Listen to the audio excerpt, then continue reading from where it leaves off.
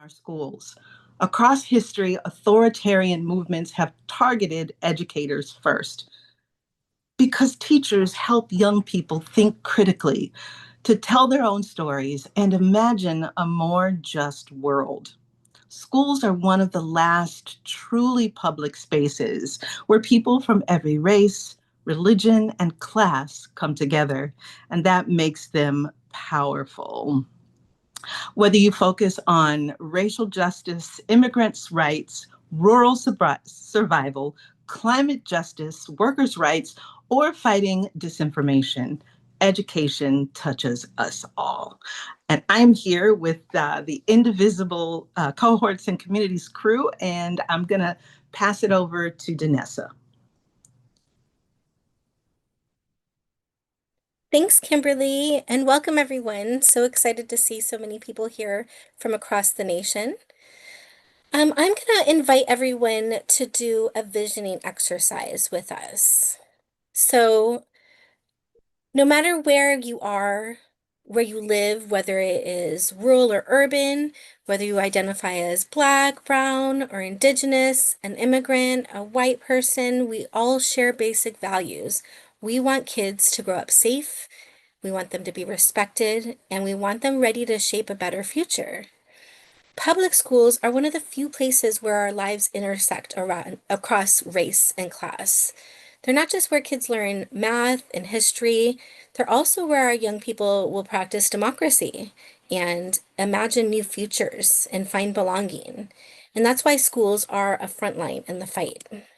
So I'm going to invite everyone to just think about what you believe every student should feel when they walk into school, whether that be safe or valued.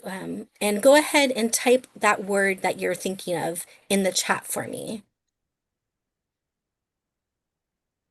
Welcomed, belonging, safe, curious. I love that. Accepted, respected, valued, seen, welcoming, empowered, happy, cared for. I love this. Excited, beautiful, enthusiastic, interested. I'm loving all these words. Invested in, absolutely. Understood, eager to learn. Yes, I'm seeing so many people repeat things that we want to feel in our everyday lives, and we want children to feel that as well. Um, I'm going to hand it over to my colleagues Cameron and Jody to talk to you a little bit. So, Cameron? I think it's me. Oh, Jody first. Yep, Jody first. Thanks, Danessa. And again, echoing Danessa, saying what a joy it is to be here with all of you and to share this. Education is so crucial, and it's just a delight to see so many of you on a Tuesday night here. My name is Jody Ryan, and I'm a senior manager in our networks and our cohorts and communities department, and a co-founder of the Truth Brigade, and very passionate about education. And anyone involved in any way with public schooling these days, though, has been thrown into unwanted culture wars that nobody asked for. Parents are pitted against parents, and parents are pitted against teachers to take a position either for or against everything from book bans to inclusive education and even to education itself. Hello, everybody. I'm Cameron, and many of you probably know me as being a part of our communities and cohorts team through the Red and Rural Caucus. I'm also an organizing manager with us. And so, what Jody's talking about is a reality that there is simply a small group of billionaires, far-right politicians, and corporate interests who are working to divide us. They don't attack teachers because teachers are failing. No, instead, they attack teachers because teachers are succeeding every single day.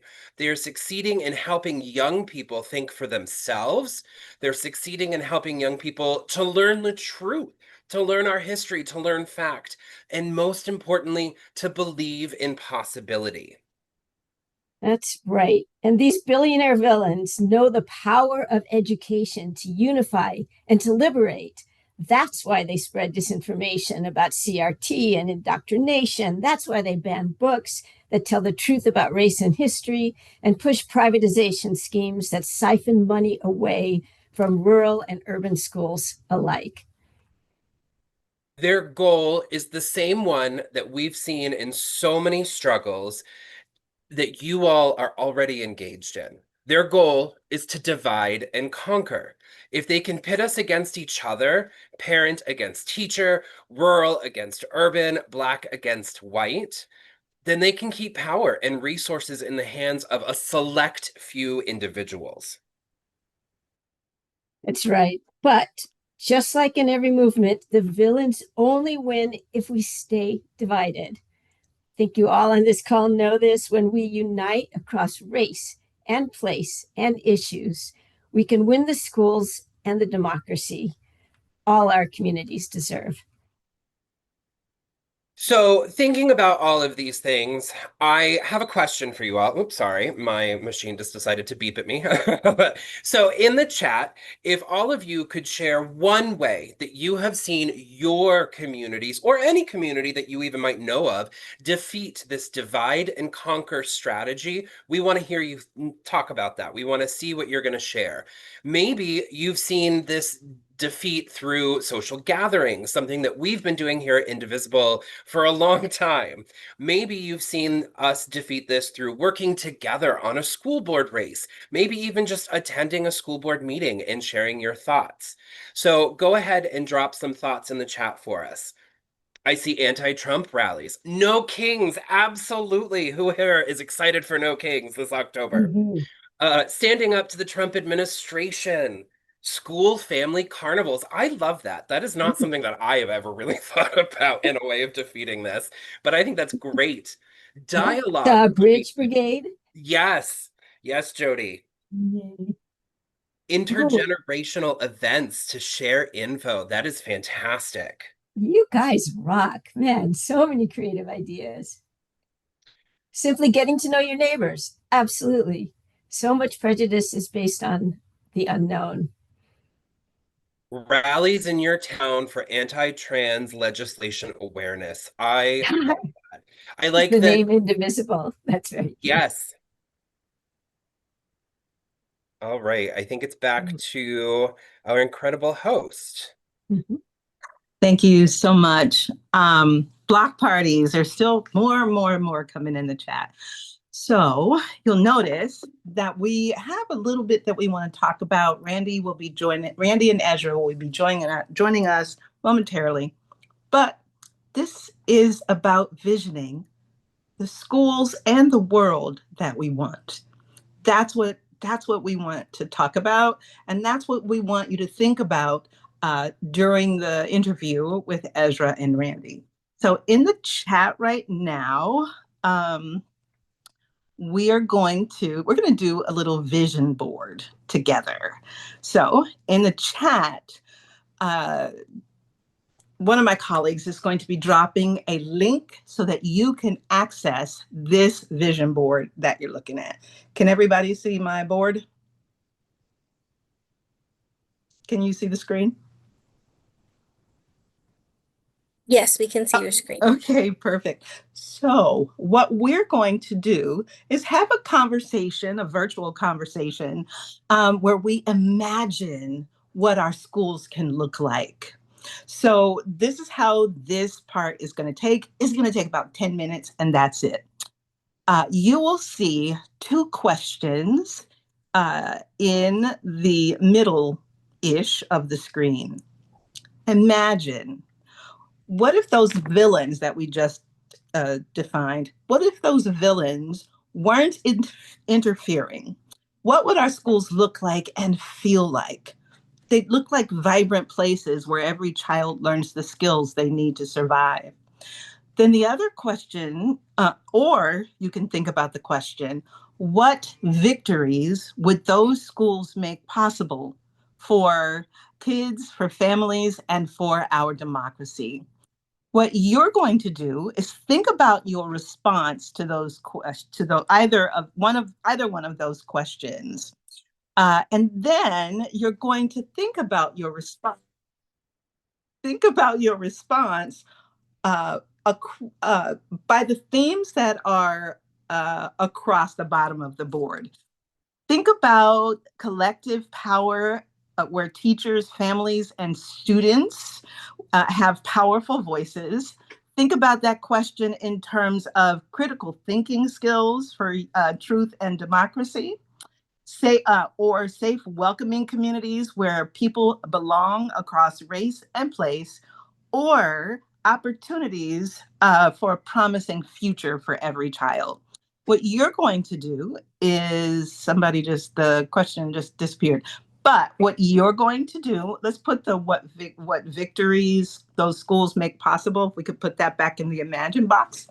So what you're going to do is grab a sticky that matches whatever theme across the bottom is important to you. So if you think teachers and families and students having powerful voices is important, answer one of those questions from that perspective. You're going to drag the sticky over and put it in the corresponding box. So all of the blue stickies go in the blue section, all of the orange stickies go in the orange section. And I see lots of moving parts. Let's just move the stickies so that we can all see what people are writing. So I'm going to give you a couple of minutes to fill out your sticky and place your sticky in the category where you have been thinking across framing your answer to the question by the theme. So we're only going to drag the stickies, nothing else.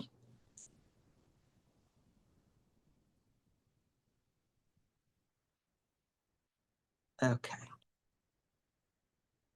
Let's see what we have here. Kimberly, I'm making some more stickies for us. So. Oh, are they all gone already? Wow. Okay. Yeah. So if we think about those questions from the perspective of shared power, where teachers and students and parents all have an equal voice, a powerful voice, we've got projects where students can explore passions and shape their own educational path with support of parents and teachers as facilitators. I am visioning that school as well. That is absolutely the kind of school that I want to see for our children. They deserve that. And if you're having a hard time accessing the board, you can drop your response in the chat and we will try to grab those and type as many of those on stickies as we can. We also want to think about allowing children to have the knowledge of actual history, both the good and the bad.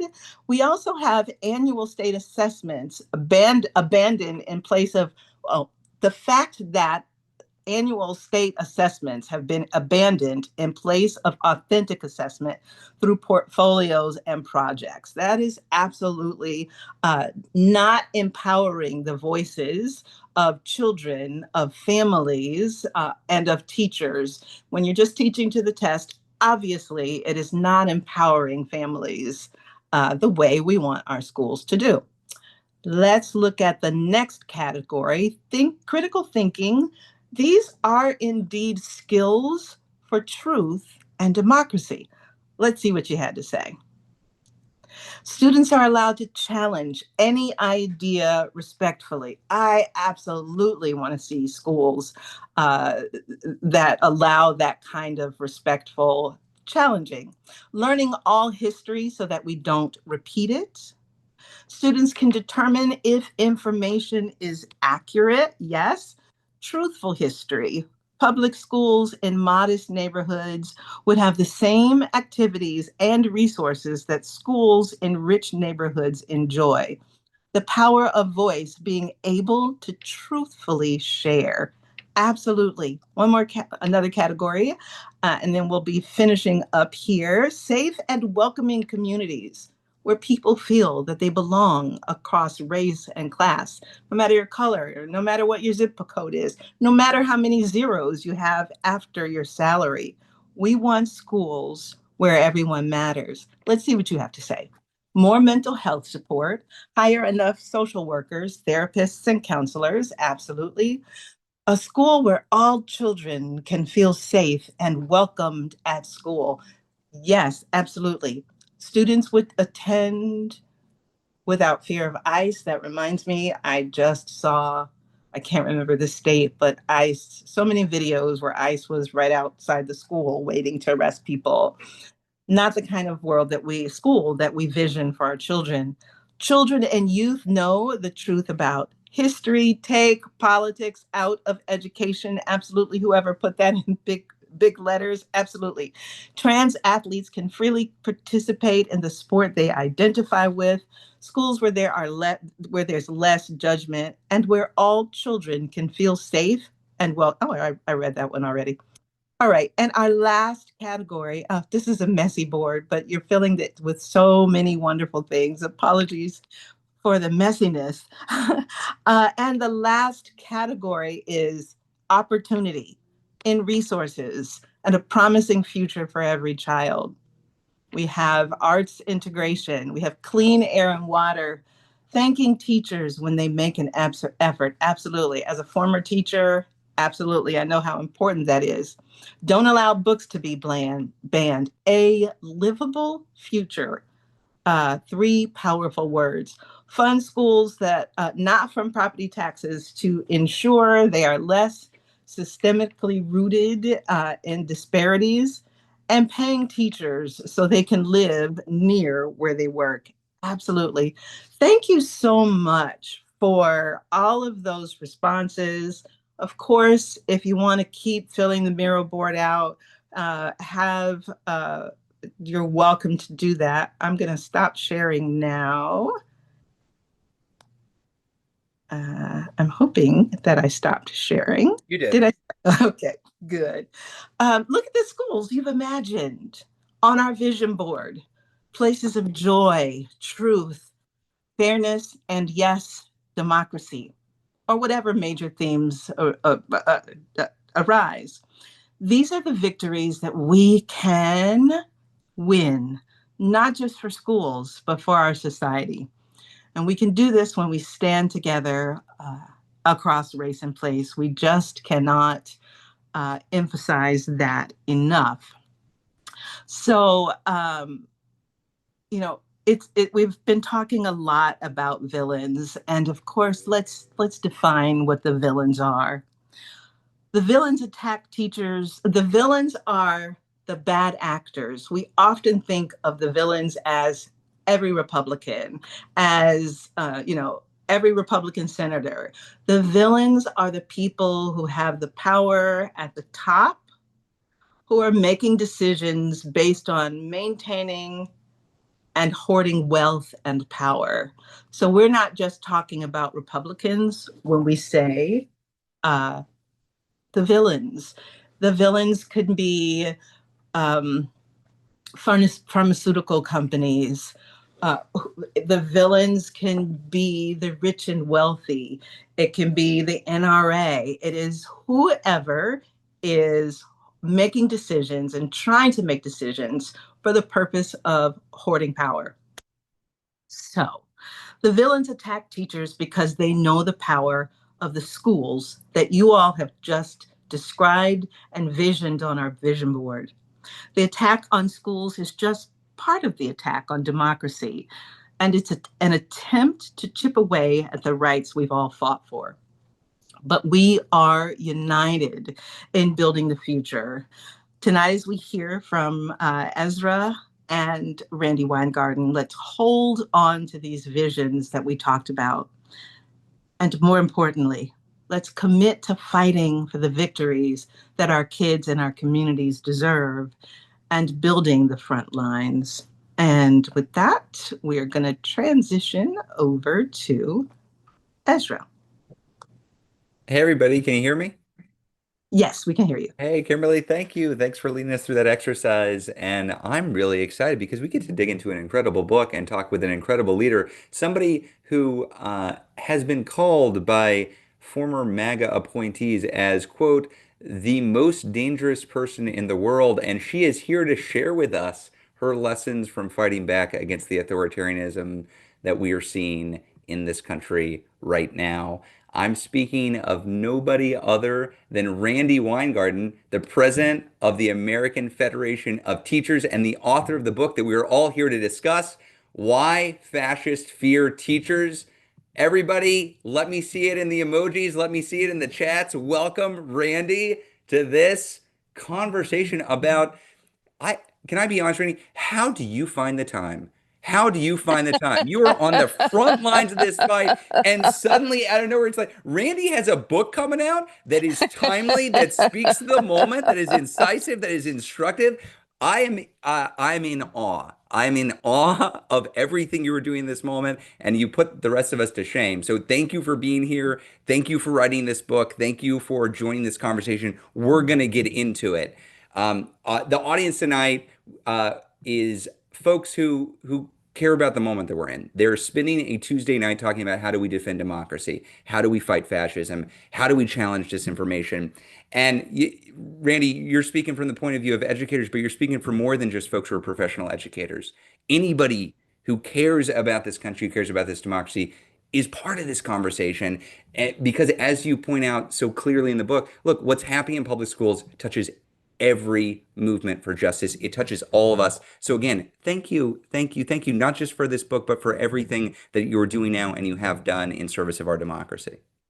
So Ezra, I would actually, first off, thank you, but I would actually say the same to you. I mean, that the compendium that you put out um, when the first Trump administration started, that kind of how-to guide was absolutely indispensable. I would say that the two kind of books that I kept with me at all times was Tim Snyder's On Tyranny and then your compendium. Oh, wow. Because what happened is what you both did, Tim with the kind of historical do's and from the basis of history, the do's and don'ts, you with, okay, this is what we can do.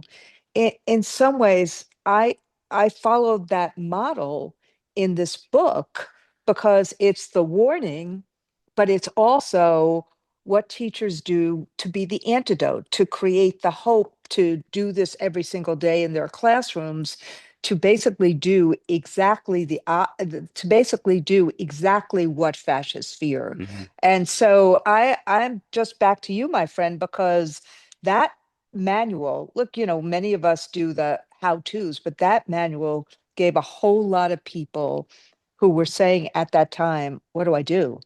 I don't know what to do. That was really incredible. Well, we have a real bias towards action, and one of the things I like about your book is yes, it is insightful. Yes, it's an overview of the fight in front of us and how these pieces fit together. But it's not just education for the sake of education. It's education that we can use in this moment. It's Exactly. immediately practical. So let's get in. Exactly. We Okay. got some questions. We're going to get into it. We're going to have some input from the And this chat. is it. And that's the book, folks. Need to be picking out. We're going to be giving some away also at the end of this too. So in any case, we'll get into that. But let's get into it. So the book, one of the powerful themes that emerges is that public schools are the front line in the fight for our democracy. Right. Why do authoritarian movements so often attack teachers and schools first? Because what whether they're totalitarians, authoritarians, whether it's democratic backsliding, whether it's, and I hope to God we never get to a fascistic government, but whatever it is on that spectrum, what schools do is they teach, and Heather Cox Richardson says this a lot too. They teach agency. They Mhm. teach kids to, and I mean, I am old enough to remember my question authority buttons that I wore as a kid, but they teach kids to think and to question and to be able to discern fact from fiction and to try to figure out what their path forward is. That is very, very empowering. That's one thing. That's the whole critical thinking piece. And frankly, what's ironic and is that the founders of our country thought that that was one of the most important things we could do to prevent autocracy. They would say, monarchy or kings. They Mhm. thought that education, and particularly this critical thinking piece, was the bulwark against tyranny. So that's one big issue. So it's not just reading and writing and arithmetic. It's how to use this, how to Yeah. think, how to apply, how to listen, how to actually react, how to comprehend, how to, make an argument. That's all what I would call under the huge banner of critical thinking. The Yeah. the second piece is, which is equally powerful, is that teachers, by the way we act in classrooms to create a safe and welcoming class, a safe and welcoming campus, trying to get kids to work together and live together and understand each other. And if there's a conflict, how you deal with the conflict. We are teaching pluralism. We are teaching the congealing of a society. Yeah. And what fascists really want, or authoritarians really want, is they want that fear and anger and loathing to basically divide society. They want us to be at each other's throat. They want chaos. They want cruelty. They live on the fear, and that only the strong man, to borrow Ruth Ben Ghiat's term, only Yeah. the strong man can fix it. I'm reminded you mentioned Timothy Snyder at the beginning of this. I'm reminded there's a quote as an interview with him shortly after the most recent election, and I'm going to paraphrase it, but it rang in my head for weeks after that election, which is they want you to be alone. Don't let Correct. them make you feel alone. They're trying to isolate you. They're trying to disconnect you from community so that they appear all powerful and you appear powerless. And what you're saying now resonates so much that one of the fundamental things that schools do is they teach you you're not alone, that you're Correct. part of a community and teach you how to be part of that community. Thinking from the point of view, you touched on a lot of the themes that I want to And get to and here. and Oh, go and ahead. even let me just say that even the work that we're now doing to try to compete with the cell phone, to try to compete with Mm, social media, we're trying to like have distraction-free schools so that yeah. kids actually talk to each other again instead of just immediately go like this, so that kids actually, one teacher said to me, it was so cute that kids actually were talking to each other in the hall again as opposed to looking at their phones. That sense of community, that sense of people getting to know each other again is really, really important. It's foundational. And that's why I Hmm. think this book, there's one version of this is like, oh, I care about schools and I'm against fascism, but it's not just adjacent to the fight for democracy. It is foundational to a flourishing democracy. So, one question, you're talking to a lot of organizers here. There are a lot of folks on the ground in various parts, red states, blue states, purple states. Um, they're grassroots organizers who are talking with their own community. When folks are seeing these attacks on teachers, on schools, how would you advise that these organizers and communities connect the dots as you just did between these authoritarian attacks on schools and the fight for our democracy? How can they help other people see it as clearly as you've described it? So, look, let me just say, it's been a lifetime of work to get to this point. So, I don't want to create an expectation for others that you could just, roll off your tongue. What this is a life, I taught I've worked with teachers since the mid 80s. I did my first organizing in high school. I taught in the 90s. So, I do feel dinosaurish, but it's been so I don't want to create a high standard. I want to create an accessible standard, which is the key here is that they, as you just said, Ezra, they want the fear and loathing. And Mm, they have the other side. I mean, I just saw it today. Somebody said that I called Republicans Nazis in my Morning Joe interview. I look back at it. Of course I didn't. What I mm, did was, and I've been really careful, and this gets to, I want to answer your question with this preamble. yeah. I'm really careful, and I said intentionally, I wanted to describe fascistic behavior.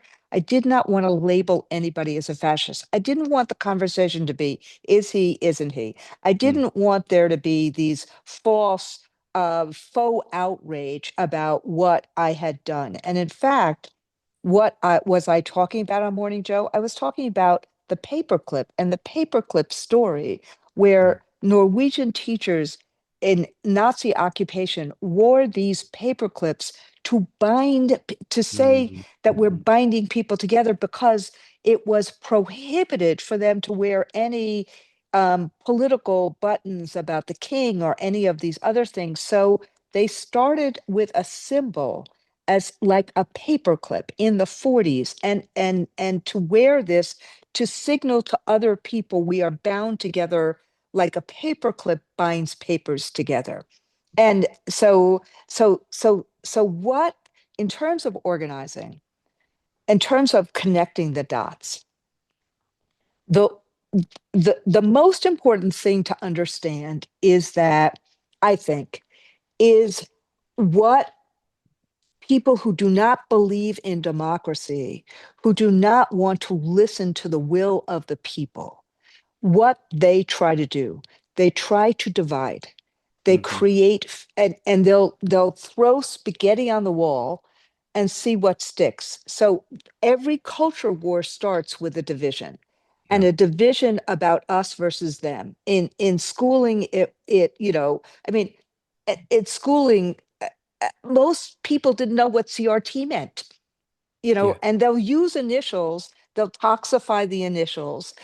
They'll say, oh, they're trying to do X and Y and Z. They'll, what is it? It's, grooming or pedophiles or woke or whatever they do. They just want to create a divide Hmm. between us versus them, with them being the us, the good guys, and them being the bad guys. Now, the bad guys could be people of color, the bad guys could be people who are gay, the bad guys could be something that is alien in their minds from who they are. I'm trying to do it this way so that it's not about a particular issue.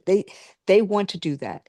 And so then they go through the kind of D's: denigrate, degrade, dehumanize. So it goes from Yeah. division to actually trying to make the them something that is really bad and evil and scary, and so little, dehumanizing it in so much of a way that it justifies the violence against the they. And that's why they hate the word otherizing. That's why they, oh, no, no, no, no, this is not what we're doing. So in schooling, for an organizer, what we're trying to do, because there's lots of issues that, whether there's lots of issues that happen in schooling. So what we're trying to do is figure out how we bring the us and the they together. Hmm. And when you do that, and frankly, you do that too. I mean, when what you think about the rallies and the marches, you think about the words that have, been the binding of those rallies and marches. You come up with something that binds a lot of people together about, this is what we're against. You can all disagree about a lot of other things, but this is what we're against, or this is what we're for. And so I think, in terms of organizing around schooling or around communities, it's public education is a public good. There's things that we can do to strengthen it, but we Hmm. shouldn't be abandoning it. And I've said to my own members, you know, everything isn't perfect. You know that. You complain to me all the time about we don't have enough supplies, or class sizes are too high, or the curriculum is not engaging and relevant enough. Let us think about what we need to do to help every single child be ready for life, career, college. And and what is it that our value system says we should all be trying to do together? And when we get into being the hope agents, the aspiration agents, the bringing people together over these big values of opportunity for all, dignity for all, addressing affordability, making sure all of our kids are prepared, having a ladder of opportunity to climb, meeting each one of them and their needs, wrapping services around schools, having, whatever it is, that's the value system becomes really important. And the second thing is, there are so many issues we're all fighting for. No one can do everything. Hmm. Everybody can do something. So the organizers here, don't take on all the issues. Take on something that people then then organize around. And so many Indivisible chapters do this. Like, what's a local issue that is really important? Not just the national issues about, taking on authoritarianism and fascism or that. Well, you learn the habits of democracy by working on local issues. And Yeah. that's really key. And you can actually do like a national issue locally, like keeping that social security office open, like Hmm. making sure that the congressman or congresswoman actually has a town hall, like going to the local, getting an ordinance that makes sure that there's garbage cans in a neighborhood, or, like what we did one day where we didn't have any garbage cans in our neighborhood in Inwood. They were all taken. And so we went to the local a bunch of us went to the local councilwoman and we said, look, a lot of us walk our dogs. We don't want to see garbage at, all over. We want to have a garbage can every block so that we can drop something into a garbage can.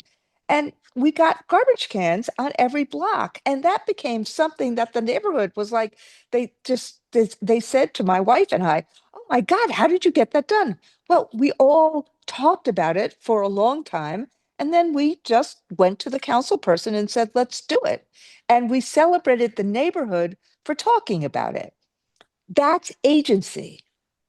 Yeah, the everything about this regime is set up to make us feel powerless. And Randy, Correct. when you talk, I just feel like anything's possible. I feel like we can just accomplish anything. And I'm seeing in the chat people feeling it's not just inspired, because inspired can be in a bumper sticker, but it's this sense that no, this is just doable. We just have to do it. And so one Exactly. thing I would recommend to folks, if you can't just invite Randy to your living room, I have really great news for you. She has written an incredible book that you can have a nice book conversation with all of your fellow Indivisible leaders or other organizers in the area and talk about it. Talk about how to apply this in your own community and put this to work. You touched on so much just now that I wanted to dig into, and I don't want to just duplicate it, but you mentioned the disinformation approach of these folks who are attacking schools, that they bring up, you mentioned CRT, critical race theory, or they go after book bans. It does seem like Erasing history, book ex bans, erasing history, yeah. empathy. I mean, toxifying things that we teach. I mean, these are the biggies. And so these disinformation strategies, how do you think about connecting disinformation about schools, about teachers, to about voting and about healthcare? It seems like the entire campaign is built on swindling people and making them not understand exactly what's going on. Well, look, How does that fight around teachers and schools connect to the broader fights? I think Martha Gessen um, actually has a very good read on this, and I don't remember which book she did this in or whether it was a podcast. Um, but in talking about Russia and the Russia that she lived in, as well as the Russia as today, there are many, many more people in Russia than there are in Putin's KGB. Mhm. So, excuse me, how have they created this kind of terror? What essentially they did is they created, this is the authoritarian playbook, fear Mhm. and apathy. And what disinformation does is, and how many of us have said this ourselves? Ugh, they're all the same. Politics is so dirty. Politics, every one of them are act the same way. There's no one to vote for, so I'm going to stay home. I Mhm. don't Mhm. have anyone to vote for. So this kind of sense of lumping everybody in together, it doesn't really matter. That's also as much of the um, of the authoritarian playbook as is the fear. And how do they get to that? I remember a situation. I'll give you a conversation that I didn't have, but my wife, Rabbi Sharon Kleinbach, had when she was basically getting the vote out in Philadelphia in 2016. Hmm. And she was in Philly. There are a group of kids, young kids. They look like they were voting age. And she had literature for Hillary Clinton, and she said, they saw it, and they said, "Oh, we're not voting." And she said, "Why are you not voting?" They said, "Well, he's a racist and she's a crook." Mm. So part of what the disinformation does is it undermines people so much that you just say, "Ugh, forget it. I'm sitting on the Yeah. couch." And so so we have to understand that if they're not going to get those, black young men in Philadelphia that year to have voted for Donald Trump. So the best thing they could do is just get them to stay home. And how many people stayed home in 2024?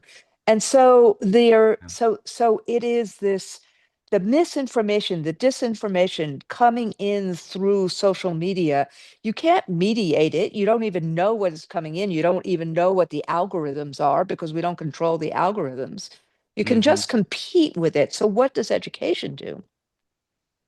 We teach kids how to think. Not we, I mean, look, there are some people who want to teach kids what to think on all sides. But for a teacher's role, it is how to think. And it is how to look at schools through Hmm. the lens of education opportunity, which is obviously a civil rights cause, a social justice cause, because you're trying to help all kids achieve. But when in teaching kids how to think, and there is, I'm not going to read it, but I did a bunch of this on page 70, um, 74 to 5 to 6 to 77 in the book, in that I was talking about the libs of TikTok. And Yeah. I said, look, if I had a student in my classroom who happened to be, the daughter, the son of one of the identifiable libs of TikTok, one of the identifiable people who believed in stochastic terrorism, then the question for me is going to be, what do I do? Now, what I do is I have to help create a welcoming and safe environment for that kid. I Mm. mean, I can't say, Hmm. oh no, I don't, I'm fearful of, or I don't like what your parent does. That's not, my job is I have to actually, for that kid, think about how we create the kind of community where, that kid doesn't have to agree with me. My job is to teach that kid how to think. My job is to teach that kid to have some self-confidence. My job is to teach that kid resilience. My job is to engage that kid, to prepare that kid for life, for college, career.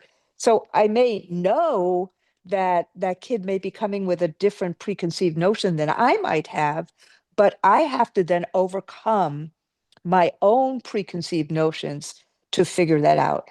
That is how we have to, that's what scares the bejesus Yeah. out of fascist or authoritarians, because Yeah. you're not creating an us versus them. You are trying to create a welcoming and safe environment for everyone to be able to flourish, and then to figure out, if you have a conflict, if you have a problem, how do you mediate it? How you deal with it? How do Yeah. you make sure that kids can understand each other without fight or flight? And Yeah. and that is a skill that everyone needs to learn. And it is not what authoritarians or fascists or totalitarians or any of these kind of autocratic, tyrannical governments want to have. It's so clear how, as you say it, how much of a threat that would be. My God, you're teaching them to think for themselves, to Correct. possibly question the state's line. Um, I could talk to you forever, and we only have 12 minutes, so I want to get through as much as I can to get to some other themes in this book. One of the themes is solidarity. Uh, Yes. public schools are one of the only places where kids of every race, every religion, every background come together. Talk to me about the role of solidarity here. What kind of cross-racial, cross-class unity? Why is that such a threat to authoritarian politics? So think about what, and then let's just use the real life. Think about how Donald Trump and others have toxified DEI, Hmm. diversity, equity, inclusion, these words. Now, I what they're trying to do is to rewrite history so that everybody doesn't have a shot. And it demonizes people for trying to have equality. Hmm. But the diversity and inclusion piece are equally pernicious because whether we think about America, you know, the only place that people really truly see people who are different than them these days are in schools or maybe at work. Hmm. It's really, neighborhoods are pretty homogenous. If you go to a synagogue, a mosque, a church, a lot of our, groups that we socialize with, Indivisible is different, but even, you see you basically have people who have similar identities that the sororities that socialize together. So the Hmm. two places that it may be different are schooling and work. And it's not like you elect to go, hopefully people elect to go to a neighborhood school, but they may elect to go to a magnet school, whatever. So how do you create a way in which diversity is a strength, that Hmm. diversity is seen as something to be proud of, that we can be proud of our individual identities and how those individual identities work together to become a majestic rainbow. And that that takes some time because you then have to move from um, tolerance to understanding to love and to respecting differences and not thinking that if somebody has a different opinion or a different religion or a different culture, that immediately means that you're going to get angry at that person or you're going to hate that person. And so that's a really what we teach. So whether we call it solidarity, whether we call it community, whether we call it mutual understanding, all of a sudden you are protecting your neighbor. And frankly, I'm going to say the instinct of America is to do this. Every Hmm. time Hmm. there is a hurricane, there is a fire, there is a blackout, Americans help each other. That's the instinct. So Yeah. this learned behavior of not wanting diversity, not wanting inclusion, that is learned behavior that says I'm going to fear it instead of my instinct being I'm going to help my neighbor. Yeah. It's so true, and it just again hits home how foundational this work is for creating a society that can be a society where Right. we can understand how to interact with each other, including interacting with each other when we disagree, because Correct. we are going to disagree, and how we're able to be wrong and be wrong together and learn together, it versus just being isolated and fed a line. Um, one It, thing. it reminds me, let me just say one more thing, which is that's why in 2022 and 2023, when you started seeing people say, oh no, you shouldn't teach divisive concepts. Like, okay, slavery is divisive. I mean, we were a slave owning country until the Civil War, and we didn't actually become a multiracial democracy till the 1960s. And there are a whole lot of people that are trying to change that again, change it Yep. backwards. All of that, don't tell me that that's not divisive, but that doesn't mean that if you're a white kid in my class and I'm saying that slavery is wrong, you don't have to feel bad for it because we as Americans fought to change it. So, but what happened was that was the way in which, whether it was Yunkin or whether it was Edelbrook in New Hampshire, how they tried to stymie teachers from teaching accurate history and from chilling people from teaching accurate history and from asking questions about it.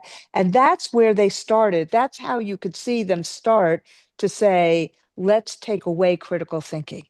Let's just, whatever we're telling you to teach, just teach it that way as factual and don't have kids question authority or try to think about what this means and the implications. It was Mm-hmm. very dangerous, but that started the road of where we went, where we've gone to. Mm-hmm. Before you joined, we spent a little bit of time doing a vision exercise, and we envisioned with this whole group. It was pretty fun. We had several hundred people participating about what would schools look like when we win this fight that you're describing in this book, and what victories would ripple out into our democracy if that became a reality. I have 4 words for you, Tell me. which is, and this is, and this question, I clearly I've been thinking about this question for a long time. I wouldn't, these are not words I just came up with today. Yeah. Safe and welcoming Mm-hmm. with curriculum that is engaging and relevant. If we actually could create schools, and I've seen this, and I've come, to this from thinking about what happens with social media and how it has reduced attention. We have to make kids feel like they're $1 million, Yeah. like they can seize their that they're not just prepared for life, career, civics, college, but that they feel like they can conquer everything, that they have creativity and imagination, and they can seize the world and they can thrive. So, how do you do that? Because if we do that for our kids are going to do that for their parents. Mm.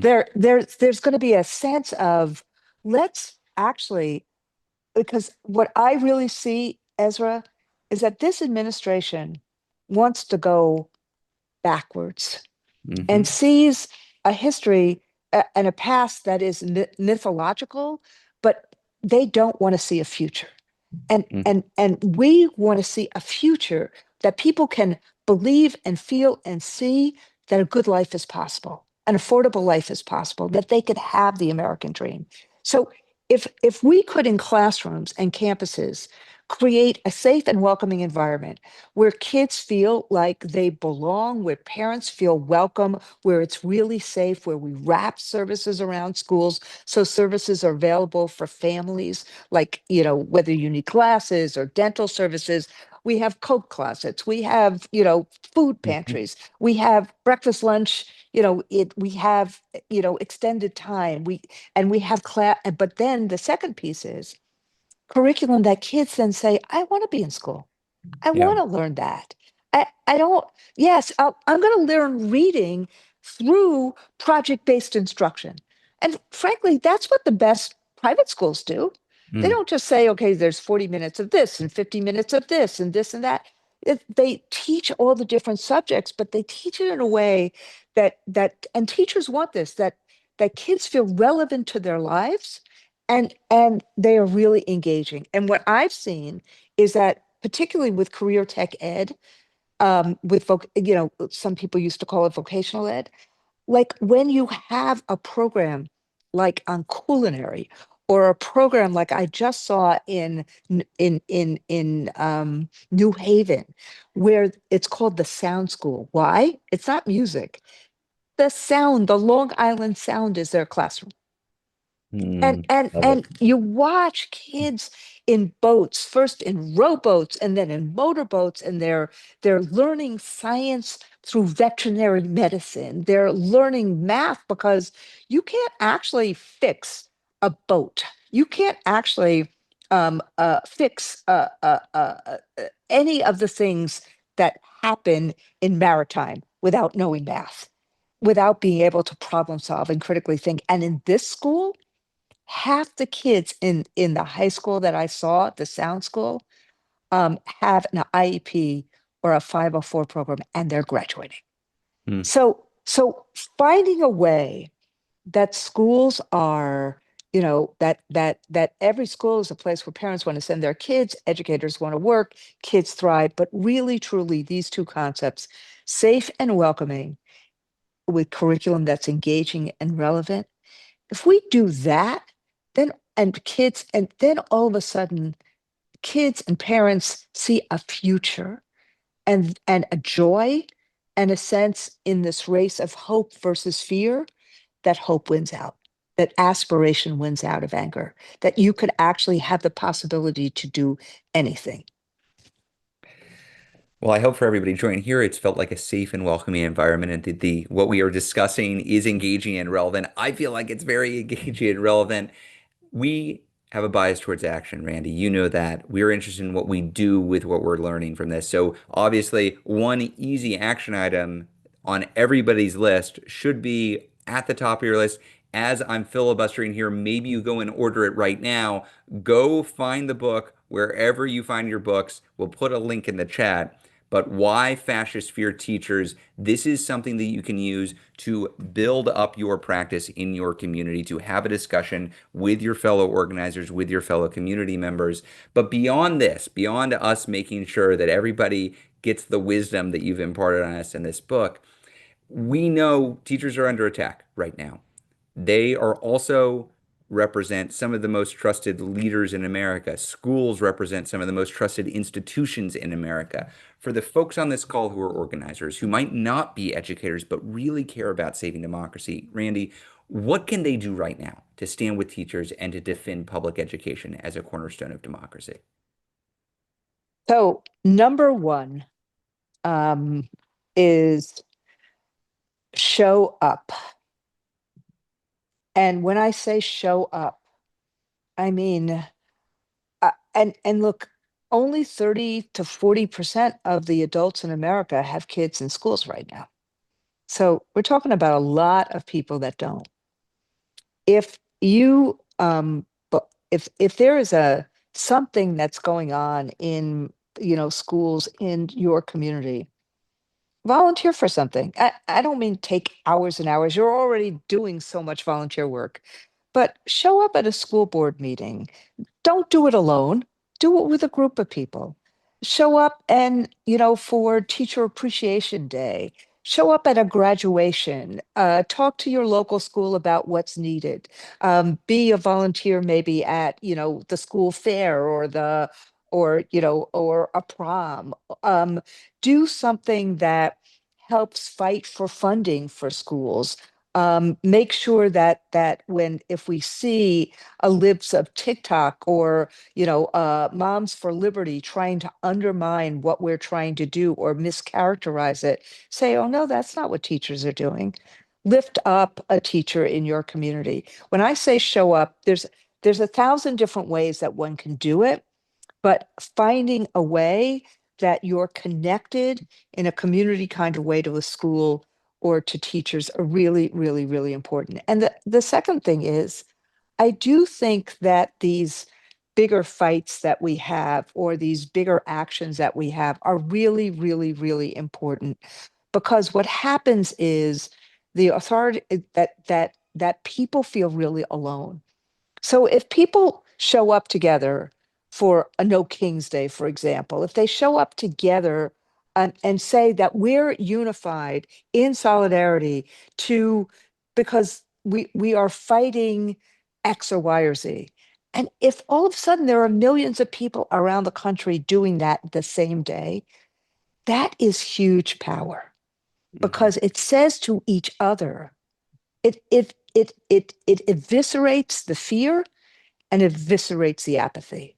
It says that we can do this together to fight for something bigger than us. Again, nobody can do everything, but if you have 5 million people on the street in one day, that is a huge symbol of not only solidarity, but of action that says, we don't like what you're doing. We want something better. And I think that part of what I think we always have to do, and I've watched Indivisible do this really well, is that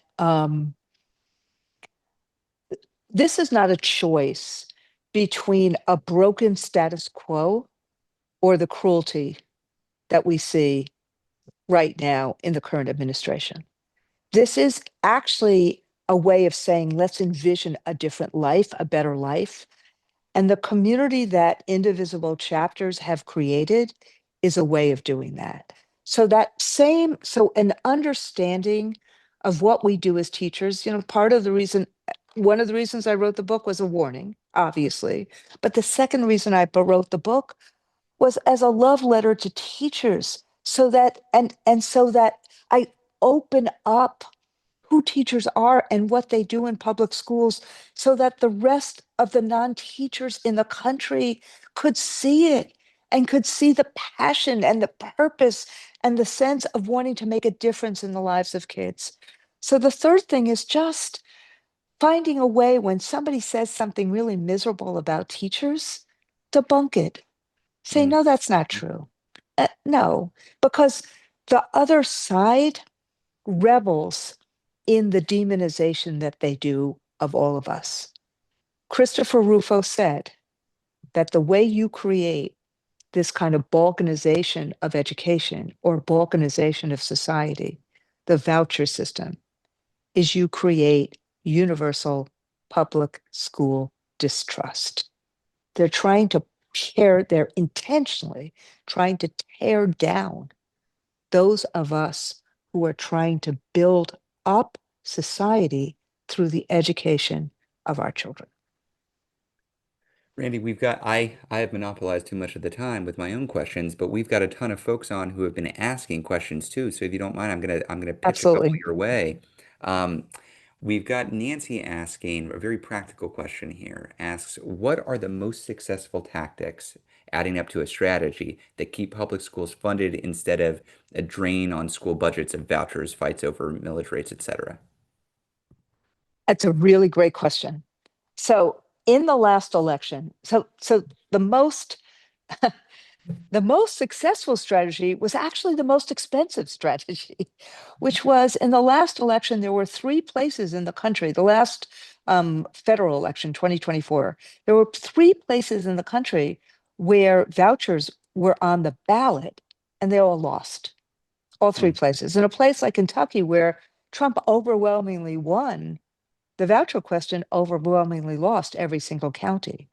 The same thing happened in Arizona, but what happened was that the legislature, the gerrymandered legislature, then said, no, I don't care that the people voted against vouchers. They then said, we'll have vouchers in our state. So that's a hard strategy, but that has been the most successful. The people don't writ large when they see a choice between funding public education or vouchers, they don't want it. The mhm, second thing we have to do is we have to educate people about what vouchers are and what they're not, and what they actually mean to public schooling. People don't want to send their kids to public schools. If they want to homeschool kids, if they want to send their kids to religious schools, that's their right. But I have to, and I'm asking all of you, we have to make sure that the public school has the funding it needs to help every single child in that geographic area. That's our obligation. mhm, And what mhm, ends up happening is if there's too much money that goes to vouchers, the person who asked the question is absolutely right. Then the choice for the taxpayer is either you're going to have less money for public schools, or all of a sudden you have to pay more taxes. So the original fight for funding for public schools is something we all have to do, mhm. and we have to do it at each different level and not let it be disgorged to vouchers. Helpful. We got one question. It made me think of the quote, what is it? Reality has a liberal bias, facts have a liberal bias. Anyway, the question is, how do teachers bring about a sense of agency and learning about democracy when so many see doing just that as being woke or liberal? And it feels like this catch 22. How do you fight? Yes. Even if you just want to teach objective truth about how democracy works and critical thinking skills, you get accused of, oh, you're trying to rig this in some way against our side, whatever side that might be. So this one of the stories I tell in the book is I tell two stories that go to this exact question in this book.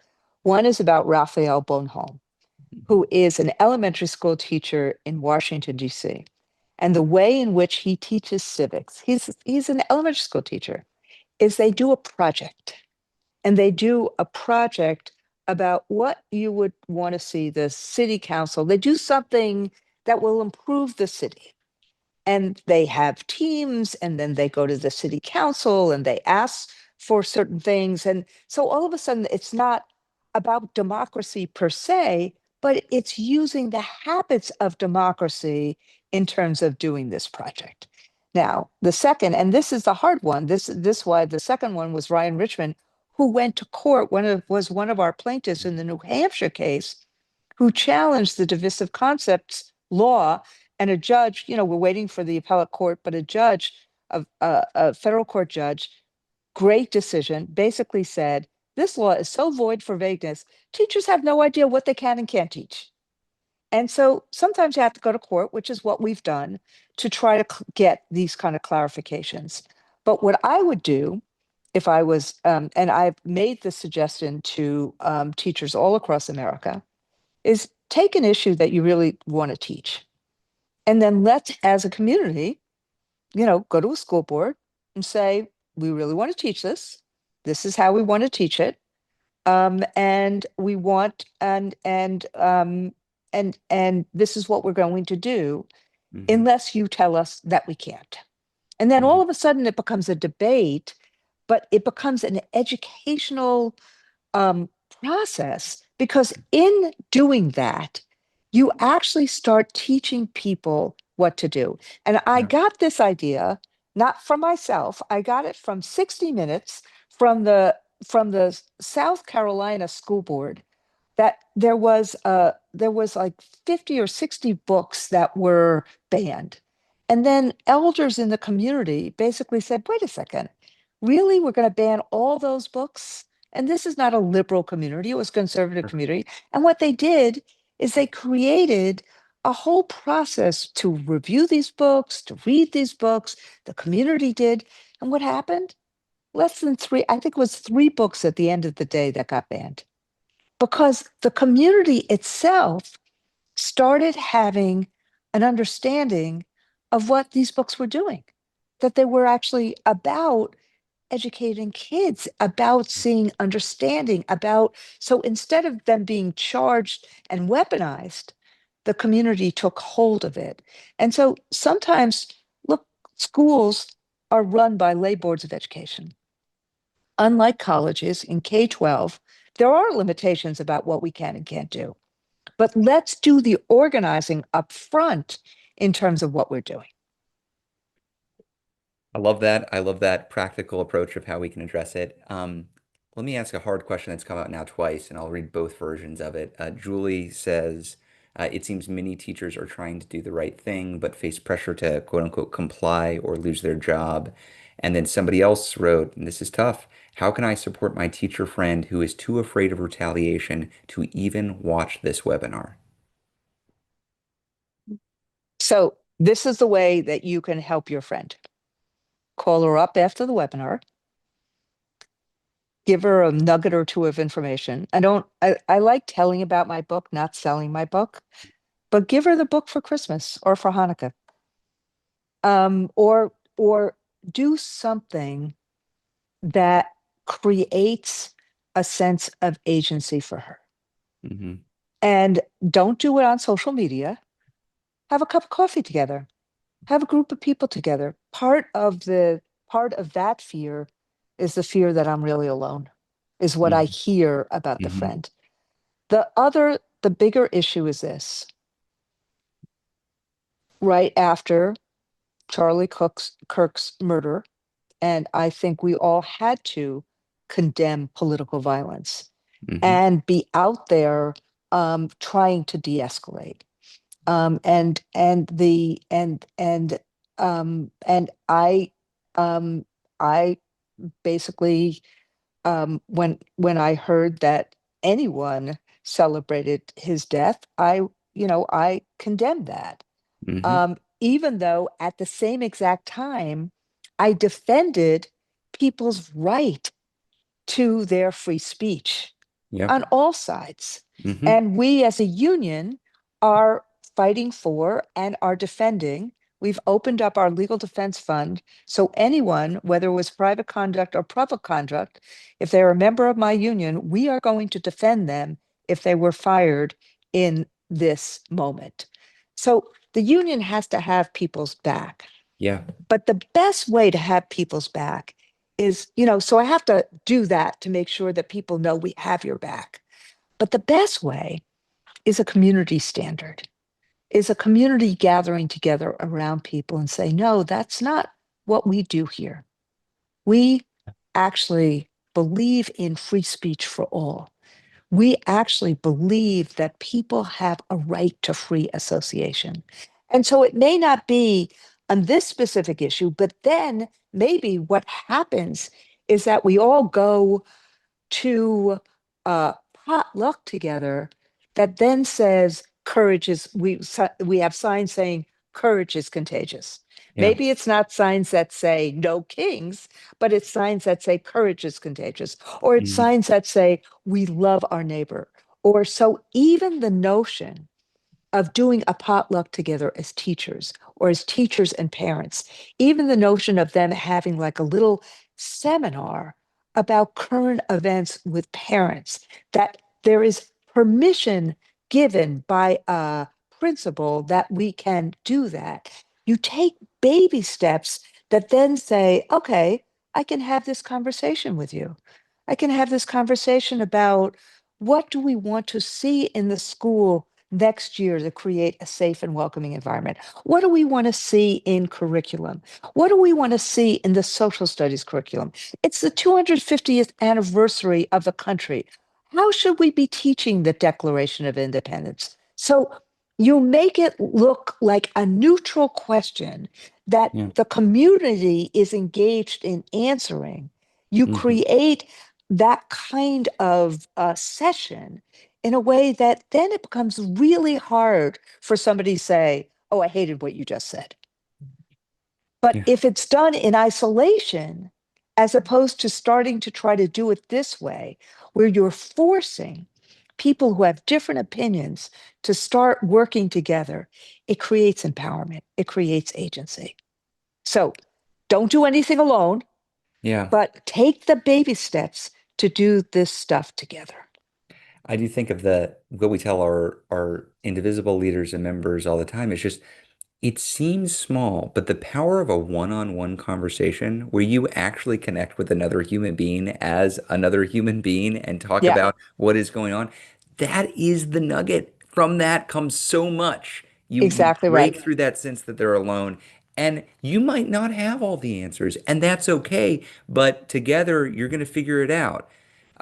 So that really, really resonates here. I think we got time for one more Right. question, and And this. even things like, I mean, I think it's important that we are fighting the fight. I think it's important to fight about hands-off Medicare or hands-off Social Security. I think it's important to educate. I love this question when I get a question that says, why is the government taking away my Social Security? And I'm trying to figure out, okay, how do I answer that question in a way that says the government actually was the one who created Social Security. So we need to actually defend Social Security, but do it in a way that somebody doesn't feel badly about the way in which you answer the question. Yeah, Find a way, that's right. lead Yeah. with kindness and Hmm. lead with joy and lead with community. Yeah. Welcoming and safe in all places. Mhm. Uh, this question made me think of, I saw, I don't remember the exact number. It was something like a $50,000 signing bonus for new ICE agents that the government's offering.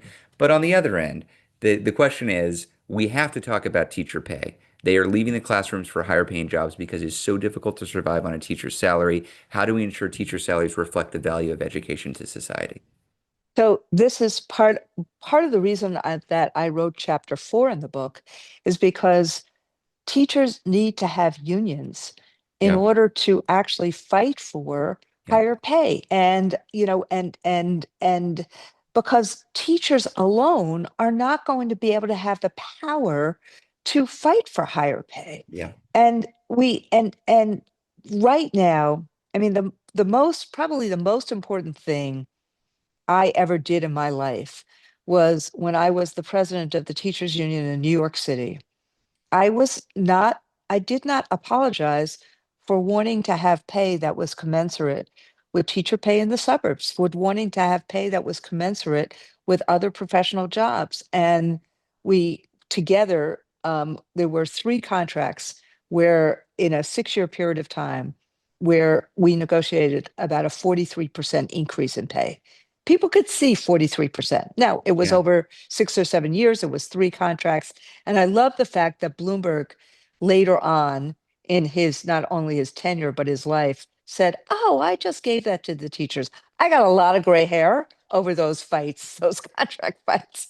But my point is, we have to try and increase teacher pay so that teachers can live in the neighborhoods in which they teach, they can buy a home, they can actually be part of a community and not be apologetic about it. And but it takes a union to do that, or bills like what Bernie Sanders have done or Ed Markey have done, which says let's find a way to get to at least a base teacher pay of 60,000, or as an entry level salary, or 80,000 or something like that. And then the communities can do more, because if you've taught for 30 years, you need 20 years. I mean, it's not enough in a city like New York to live and raise a family, but Mhm. but finding a way to that the federal government provide some help so that a poor community is not taxing itself to the point that it can't. That's Mhm. part of what the federal government, every federal government, this federal government, they have priorities. I may disagree with their priorities, but they have priorities and they spend money on their priorities. Right. Why is it not okay to spend money on the priority of public education and make billionaires and others pay their fair share to pay for it? And the point about unions being core to how we fight back is so central. They're not attacking unions just to attack unions. They're attacking unions to attack your school, to attack your Correct. teacher, so that the knock-on effects are everything we've spent the last hour discussing, so that they can more easily wield their power and not confront anybody who, my God, might have some critical thinking skills. Randy, this has been a pleasure. This has been great. Oh Um, my God, Ezra, thank you. I so appreciate you. And I so appreciate all of the Indivisible chapters and all of what all of you and Leah and everybody else represents. I really, really, really appreciate you. And I appreciate all of you with all of what you're doing, all of what you do every single day. Everybody, show Randy a lot of love in the chat and in your emojis. Go buy and gift Why Fascists Fear Teachers. Do it now. Get it out there. Start discussing. Do not be alone. Do not make them think that you are alone. They project strength that comes from a place of weakness. We have the power, but we don't have it alone. We do not have the power alone. We have the power when we come together in community, and Randy's showing us how to do it. Randy, thank you, thank you, thank you for spending some time tonight with us. I Thank am going you. to turn this over to Danessa, who's going to take us home. Thank you, everybody. Really appreciate you. Thank you so much, Ezra and Randy. That was an amazing discussion. I learned a lot, and I was really grateful for all the insightful questions everyone asked. We are going to, of course, always end with a call to action. We want you to be engaged. The work that we do is really necessary and important in this moment, and we want to make sure that you know the next steps. So before I get to those, we do have one book to give away, one of Randy's books, and we randomly selected a comment, and that random person is Jennifer Demore. So Jennifer, you have received a copy of Randy's book. Congratulations, and we will be in touch to mail that out to you. Yay, Jennifer. Um, and we wanted to wrap up tonight by just talking about our communities and cohorts caucuses. So we have 3 caucuses that make up this communities and cohorts. They include the BIPOC caucus. So the Black, Indigenous, and People of Color caucus is a space where BIPOC members come together to talk about issues of the day in their community and elevate issues that they're experiencing to the national level. And we have really, really engaging conversations around how do we actually do this work and be inclusive and safe at the same time. So we'd love to have you join if you are a member of the BIPOC community. That's a great safe space for you to join. We also have the Red and Rural Raucous Caucus. I don't know if Cameron's on screen, so I don't know if Cameron wanted to Yeah. talk about the Red and Rural Caucus. So hello again, everybody. Thanks so much, Janessa. So one of our programs that we offer here at the Indivisible Project is our Red and Rural Caucus, which focuses on making the work more accessible and easier for folks who live in our very rural or very red communities and districts. Because let's be frank, when we organize in spaces, it's very different when you're organizing, say, in downtown Chicago than it is when you're organizing in, I don't know, Eminence, Missouri, a very teeny tiny town that we have an incredible Indivisible group at. And so what we do is we bring on experts, we create content and toolkits to help you all to organize in these incredible communities that we should have pride on, regardless of how rural they are. Back to you, Danessa. Oh, It looks like Danessa's camera might have frozen.